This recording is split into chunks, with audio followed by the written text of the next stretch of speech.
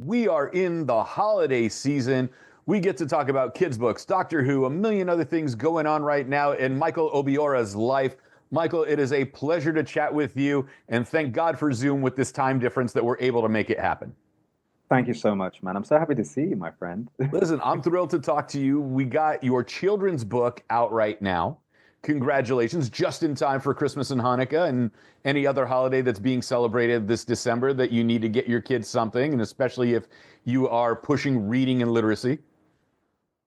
Absolutely, absolutely. I think there's never a time to not push it. But it's a great time. This is my debut kids novel, and I would say it's probably the only thing I've written that hasn't felt like a lonely experience. I find writing quite lonely. I find it's very solitary, just the way I do it, you Right. know. I think the idea of being in a writer's room going forward is something that kind of appeals to me. But this was just nice. It's really bright, and it basically is a love letter to my younger self, this book. It's a love letter to my younger self, which in turn turned into a letter to my daughter. You know, it's called Zee Zee the Humblebee, and it's about a bumblebee who can fly higher and faster than everybody else. And it's basically about teaching kids humility in a loving way. And that's something that's so important to me because I started as a child actor. And there's a story that, I went through a period where I didn't want to tell the story because it's something that really affected me and stayed with me for so long and still does. But I was 11 years old and I was walking down my high school corridor. And my principal, she said to me, Michael, why are you smiling? The cameras aren't rolling now. So the reason why it sounds like an innocuous statement, but the reason why it deeply affected me is because she was referring to the fact that by that stage, at age 11, I was a child star. By then, I was on a kids show called Grange Hill. I'd already been on it for 2 years, and I went on to be on it for 5 years. And it's the UK equivalent of Saved by the Bell. So I was a very famous child in the UK. I couldn't really, it was just, I was a child star. So when she said that to me, she was referring to the fact that I was smiling and I was walking down the corridor. And it broke my heart. I hadn't said anything. I didn't, and she was basically saying, who do you think you are? Walking around with your head held high, smiling, happy. And that was a before and after. Because up until that point, I never got into fights. I wasn't a particularly angry kid. After that point, I had a fight every other day. Every other day. If anybody said anything to me, oh, you're that guy on TV, I don't even necessarily know if they were going to come with something positive or negative. I'd hit them. I'd actually hit them physically.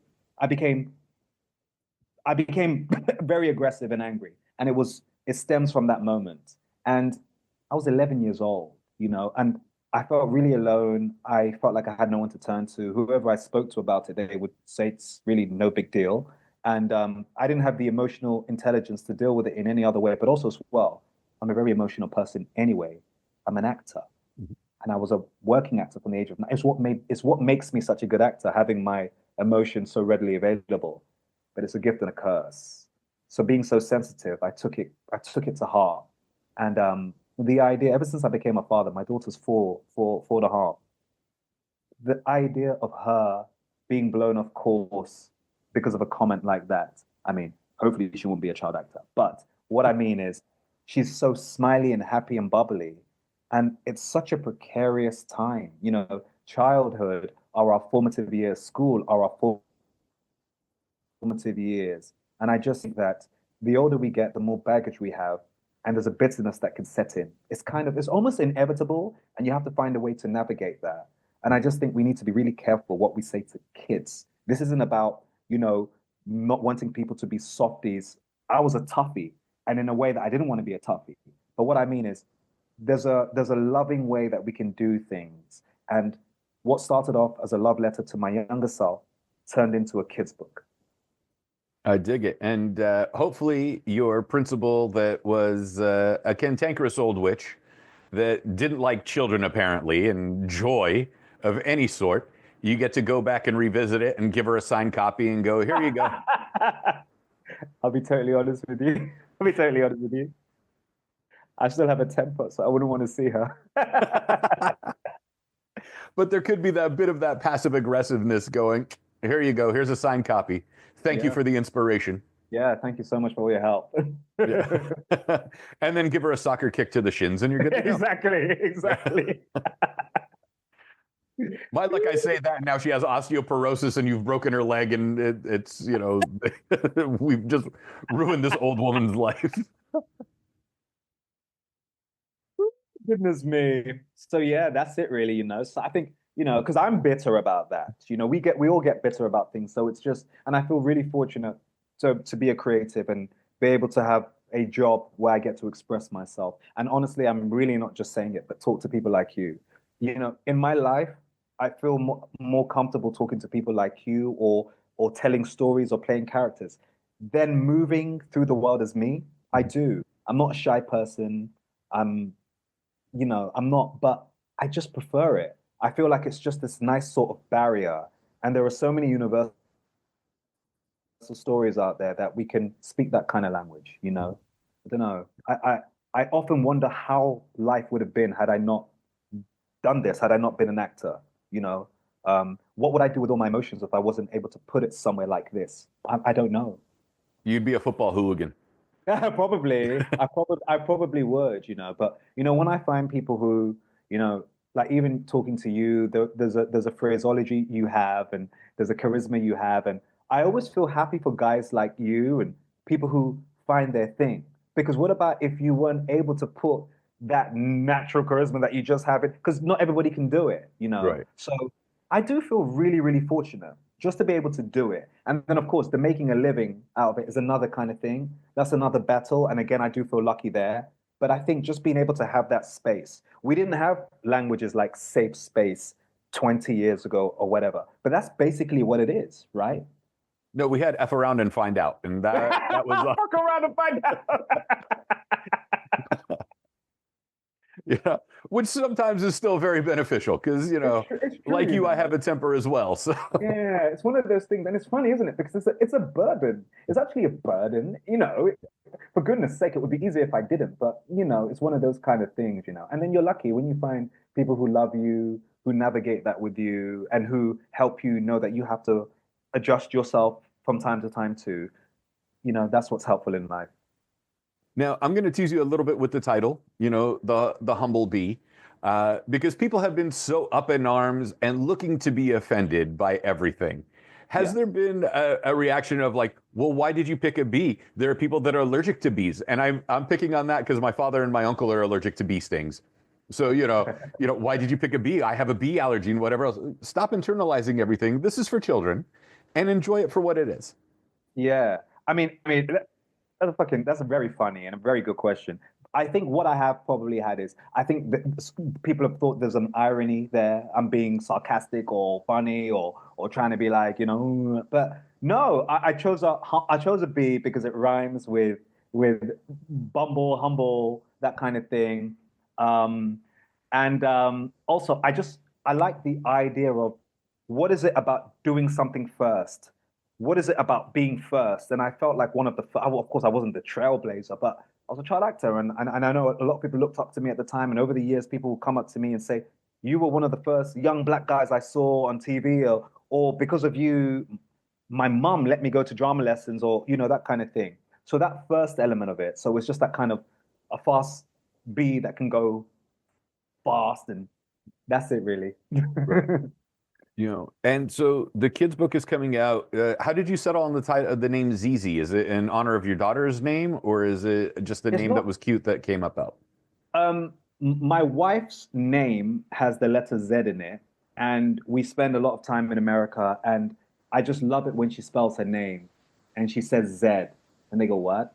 You said, "Oh, oh Z." Oh, she said Z, and so it's always that kind of thing. Z, Z, Z. So Z is always in my head, basically.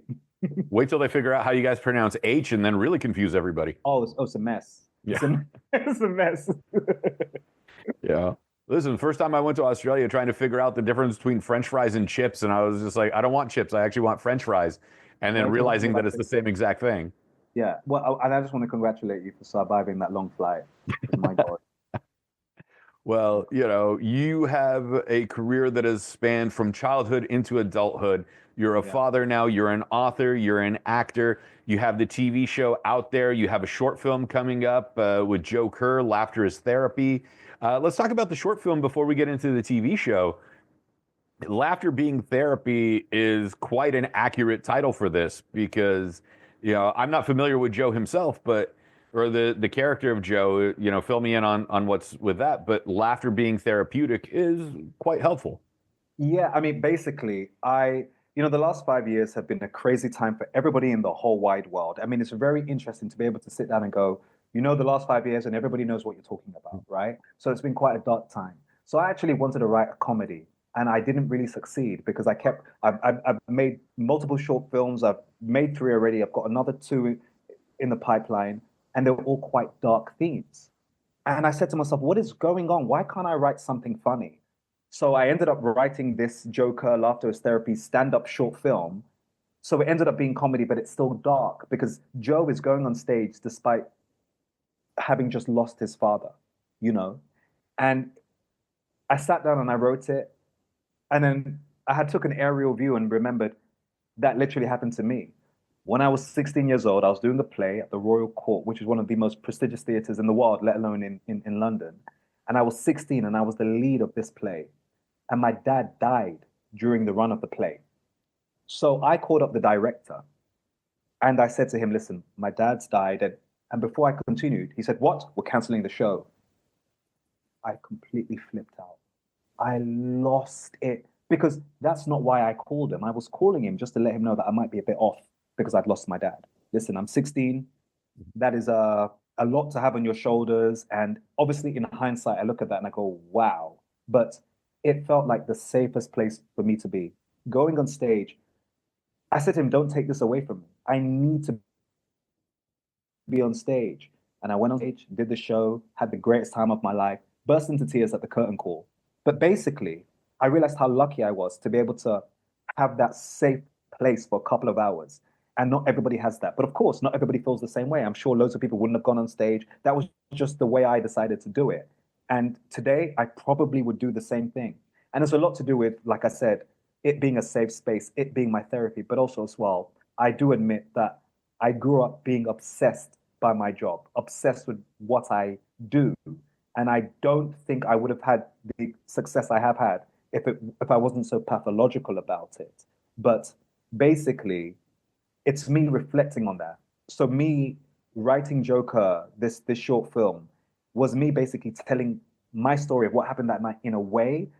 But I think what must have happened subconsciously is me telling it through a different character was like a barrier, a protection for myself, because maybe I'd feel too exposed performing it as myself. I don't know. I like acting too. I like using different voices, playing different people, male, female, whatever. So, I did it for the performing reasons too. But I think there's something about telling a story that you can relate to through slightly different eyes. And that's basically why I did it. And I do think laughter is therapy. And I'm not saying people should laugh through their problems, but I do think that one of the best things about being a performer for me is being able to put how I feel somewhere. I've never really bottled up my feelings. And I'm really, really lucky that I'm able to not do that, you know? Yeah. No, see, whereas when I lost my father, I became very reclusive. And And I, so and I, that and I, I and go I inward with things like that. yeah, and that's painful, because and also people sometimes can end up taking a step back from you because they don't know what to say or what to do. And of course, I was young, so my friends who were in and around my age, that's too much for them to deal with, you know. So I get it. And so even now, when you said that you go in within yourself, if you could, I feel like crying because that for me, I'm like, oh man, like I feel you, you know. And a lot of people in my family did the same thing. Yeah. You know, well, I mean, you've been able to channel that and then turn it into art, which I don't think a lot of people are able to do, and that's a talent in and of itself.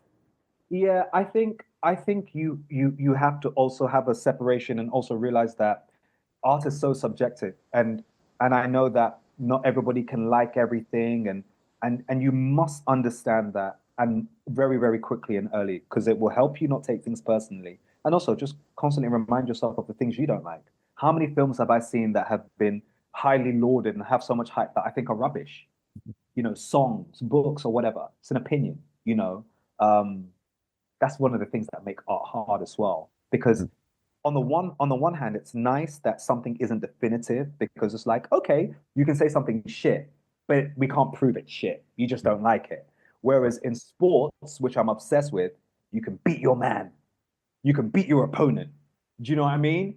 You know, and I wish sometimes art was more definitive like that. But then at the same time, I don't know. You have to retire when you're an athlete, and I never have to retire from doing this. So maybe that I'm lucky. This is true, you know. And then, I mean, you know, you had Jouer Noel come out last year as a TV Yeah. show, The Jerk. You've had, you know, Soapster, Luther, which was an incredible series. I mean, everything, Tomb Raider. You've done so much with everything that, let's say you age out of a certain role, now you could play a different role, or you know, your voice is still strong, but you know your back isn't as strong as it was before. You can go into voiceover or audio narration My or things of that back. sort.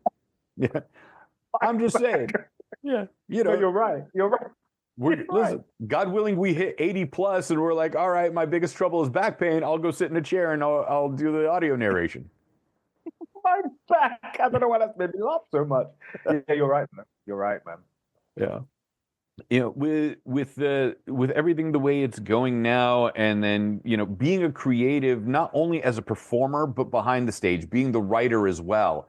How difficult is it for you, especially when you write something like Joker, um, and to be a part of it and go being married to the page, or worrying about the timing, or on the page the joke landed and in my head it landed but it didn't land, you know, on stage for this, you know, how can you divorce yourself from that point as the creator and the performer?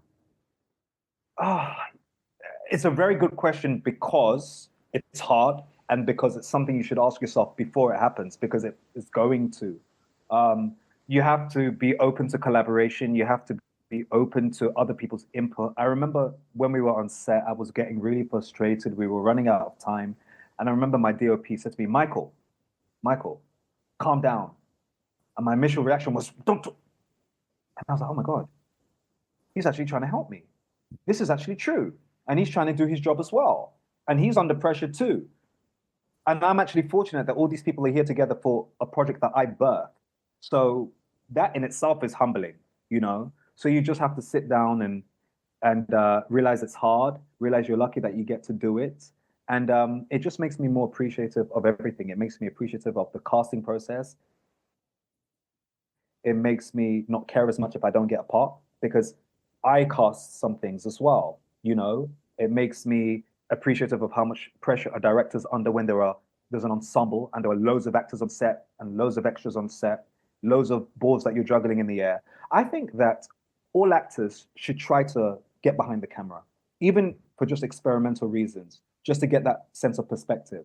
It's very, very helpful. It's very stressful, but each one becomes a little bit easier, and then you get more audacious to increase the scale. Right. You know, on top of that, you're going to be performing in Out There, which is a limited series run or TV miniseries, depending what language you still prefer to use. That's going to be, you know, a farmer confronted by dark forces dealing with drug cartels. And I'm not laughing at the subject matter. I'm just like the combination of dark forces and then drug cartels on top of that, with You're multiple. very cheeky. What's I feel like you are, but it's great. It's No, great. because first of all, dealing with drugs is dark enough as itself, and now you got to deal with demon possession on No, top of it. Doesn't make it any easier, no, it's very strange. you know. I would say show that it's a UK version of Out There of Breaking Bad and Ozark. Did you see those shows? Yes. Ozark is amazing. I love Ozark. And this reminded me of that when I read it. And it's amazing because it's a universal tale, even though it's set in the farming world, because, you know, it deals with grief, it deals with loss, which is a universal thing. I spoke about my loss, you spoke about your loss, we were already connected on that. It's Yep. something that we all experience at some point in our life. And I play a character called Scott Foley. And Scott Foley, he's ex-army, he's highly intelligent and highly articulate, using all these words, and he's well spoken, but he's enigmatic. He claims to be um, working as a land and property agent, carrying out feasibility acquisition studies. Which, what does that mean? Does that job actually exist? And if it does, is that what he's really doing? We don't trust him. And what was really interesting about playing Scott is, coincidentally, I was dealing with somebody like that in my life around the time I was filming the show. And this guy caused so much stress to me and my family. But suddenly, when I was playing this character, I had this epiphany on set, and I was like, I'm actually playing this guy that's causing us so much stress. And the stress started to dissipate because I started to see things from his perspective. He was a very, very, very desperate person. And desperate people do desperate things. Sometimes they're their worst self in those situations.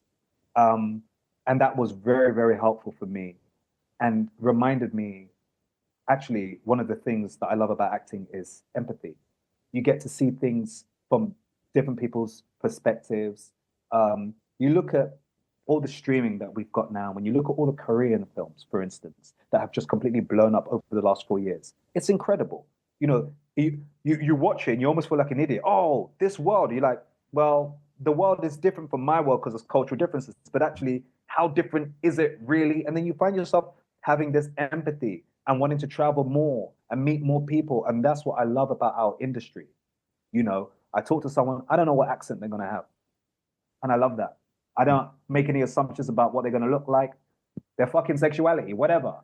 Um, so that's what's cool about it. So, and I ended up going on this rant now, just literally because we were talking about out there and me playing this character that reminded me of somebody that I wanted to kill at the time and changed my mind afterwards. Right. It's your brother-in-law. We get it. It's okay. Yeah, yes. He's no It's longer always with the us. in-laws. That's the first person. Those are the first people we have to blame. No, I'm sure your brother-in-law I know, but I'm the common is a lovely denominator. person. So, yeah, I wanted to ask this because I'm first generation American. My parents immigrated to the United States. I don't know if your parents immigrated to the UK or they were born there as well. So if you're first or second. Exactly the same as you, yeah. First generation British. My parents immigrated from Nigeria. Yeah. Okay. Does that also have an effect on you as well? Because now you're multicultural. So you have one foot in Britain, but you're not fully British. You have one foot in Nigeria, but you're not fully Nigerian. And it's this man without an island, man without a country type place. You're on an island of one, essentially. Does that also affect the performance? Because you could be multiple people, because when you're with your Nigerian family, you have to be very Nigerian. And when you're with your British friends, you have to be very British. You're constantly code switching. You grow up code switching. And it's very helpful as an actor.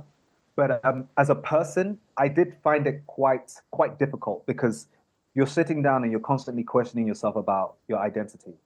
I'm a very cerebral person, and I don't say it in a good way. Actually, it's quite a bit of a burden. So growing up, I would always be thinking about these things. Who am I?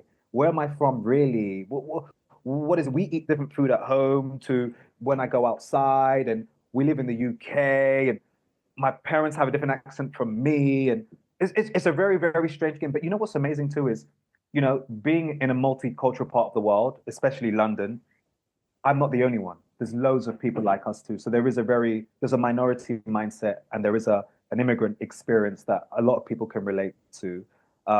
But definitely, it's one of those kind of things you do constantly ask yourself, and your confidence can be affected by it. You're one of the lucky ones if you're proud of your culture, and I consider myself one of the lucky ones. But you do a lot of juggling and a lot of learning, and being a parent now, it's fascinating because I sit down and I say to myself, you know, my wife, she's from the Seychelles, and I'm here from Nigeria, but British. And so we've got this multicultural family now, and we're going to be bringing up our child in this even more multicultural world than when we grew up. And that's going to be fascinating. But yeah, it is a really, really interesting thing. And in a way, though, like, so when you mention it, I feel part of a gang. I like being part of that gang actually, because you talk to maybe British people who are 10th generation British, or what. They've all, the whole family been born here, and they can't relate to that, you know. And of course, they have their own stories as well. But I do quite like it. But yes, it was constant code switching growing up. Yeah. And then, of course, you throw the fact that I'm an actor in there, playing all these different people. It's a bit bipolar, you know? Right. You know, and this is a very immigrant question that I have to ask you. First generation question that I have to ask you. And this is also a very international question because I've spoken with somebody that was Turkish from Germany the other day who's in Craven the Hunter, Murat Seven. I'm talking to you who's Nigerian, you know, from Britain. Myself, you know, my father was from Iran, my mom's from Lebanon, American. And we all have the one thing that is very common and baseline, whether it's Africa or Asia, and that what master's degree were you forced to get before they let you become an actor? Listen, listen. This is where the anomaly comes in because everybody would say to me growing up, "You're so lucky that your parents are letting you be an actor." And I was lucky because having Nigerian parents, you have to be a doctor or a lawyer, okay? Especially that generation. But the thing is, I started working at age 9, and by the age 12, I was the breadwinner for the family. So they couldn't tell me to go and get a degree or to be a doctor because maybe we'd lose our house if I stopped doing what I was doing. So they supported me, and I'm grateful for their support. But things happened so quickly that there was not an opportunity to stop supporting me. There was a lot riding on me continuing to be an actor. Okay. I think if I didn't achieve success early, then the stereotypical immigrant, you know, be a doctor, be a lawyer would have hit even harder because my dad was in education. Education was very important to my dad. Yeah. So yeah, you know, I think my dad was probably disappointed that I was successful as an actor. I do. Yeah, he was very supportive, very proud of me. But I think that it was almost like, this thing seems to be working out. Great. Guess we're gonna have to continue. Right. We'll make his brother the engineer. Yeah, exactly. Exactly. You know, this is my famous son, the actor, and here's the engineer. So, you know, Yeah. the trade-off. Yeah. Yeah, exactly. Exactly. But as things continue to progress for you, the writing, I mean, you've written, I'm believing 3 novels at this point. I know 2 novels for Yeah. sure. 2 And then novels. It's my first kids book. Yeah. your first children's book, that transition from, you know, 350 plus pages to now, you know, 28 pages if it's a picture book, or, you know, for young adult readers, you know, 10 to 12-year-olds, it's a completely different style and a different mindset. How do you take something that was such an adult situation and put it for kids, or remembering what it was like to be a child and putting that into the story for younger readers? So whenever I'm writing something, I basically act it. So I act it out loud while I'm writing it, which is why I get really, really tired because I'm running around and I'm doing all the different voices and everything. And Zee Zee the Humblebee, the kids book, was a song. I wrote it as a rhyming poem, and I just wrote it down. I said, listen, let me write a poem to myself as a child. Okay, now let me change it as if I'm writing it to my daughter. Okay, and then what would the character look like? Okay, drew her, just put it down and just kept repeating it, repeating it. I'm always recording myself when I'm walking around talking, doing different accents. I've always read out books aloud. So I'm reading a novel at the moment. I don't, even on the train, you'll see me, I'll be reading, you know, you hear me talking if you see me reading on the train. So it's just literally saying it out loud. And just next thing you know, you made all these notes. You sit down and say, I'm going to give myself a couple of hours to just shape it. And you've got your 28 pages. And who in the family is the extrovert or is the introvert? If you have to be the extroverted one for work, who at home is the introvert that pulls you back in and grounds you? My wife's an introvert. I would say my wife's introverted, definitely compared to me. You know, growing up, I didn't really know the difference between an extrovert and an introvert because I was performing from such a young age. I thought, I guess everybody's just shy, and the people who perform aren't. I just thought there was no in between. And I also had a distrust for shy people, which of course was ridiculous. But yeah, I would say it's funny, you know, because I think I'm an introverted extrovert, but I do think maybe putting the word introvert is a little bit misleading because I'm not a really introverted person. Like if me and you went out now, we'd have a great night. We'd be partying, we'd be chatting. We just I like hanging out with people, but also I'm really comfortable on my own. Mhm. I think it's probably easy for me to say I'm comfortable on my own because it's a choice.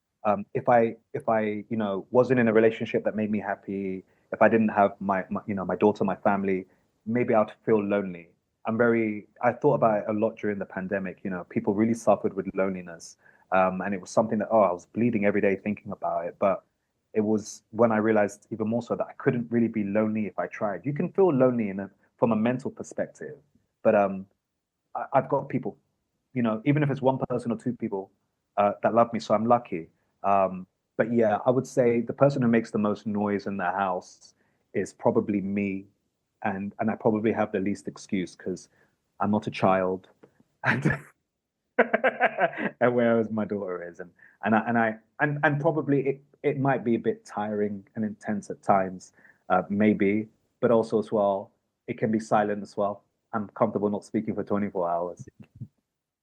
It makes a lot of sense, my man. Uh, Remind us, the book comes out in March. Yes, it Um, does. we're excited just in time for Easter and springtime, and making sure that the kids are ready to enjoy everything this spring. Um, the hold on waiting, and we're going to be releasing this in January, so the hold on a 2 month wait before the book comes out. You know how it is. Your daughter knows how it is, and it gives her that little bit of an edge of like, I got to see it first, the whole nanny, nanny, nanny thing, but you have to hold off till you get the reaction. Like when you're on stage, you have instant gratification. Okay, the way I sang this song hit this way. The way I delivered this line didn't hit as well as the way I delivered it last week in the last stage performance, and so on and so forth. This delayed gratification from inception of writing it as a poem, turning it into a 28-page kids book, to now waiting this extended period of time for a release into the bookstores. Like, how much more difficult is that delayed gratification in comparison to stage? Because even with streaming now, everything comes out, we watched all 10 episodes on Netflix, boom, we got the instant reaction 10 hours later. Quick question: do you like that? Do you like being able to watch all the episodes in one go? It depends. Mm. Um, if it's something I waited a year for, sure. If it's something that I want to ruminate about, especially if it's a drama series. If it's a dramatic series, I definitely want to ruminate, reflect on it, understand the cultural shift, what's going on with it. So I kind of like that delayed gratification with that. Yeah, yeah. I think I agree. I think I'm the same there. Um, in terms of the patience, I don't like the process. I don't like the process of creating things, and it's something that I think I'm gonna have to sit down and try and enjoy a little bit more. It comes from a lack of patience, and it's funny. It's actually a lack of patience more than anxiety as to how something is going to be received. A lot of times, people are very, very nervous, especially if there's a long lead time. Like, oh, how's it going to be received? Obviously, I'm nervous because I want things to do well and go well, but I, I just like things being out.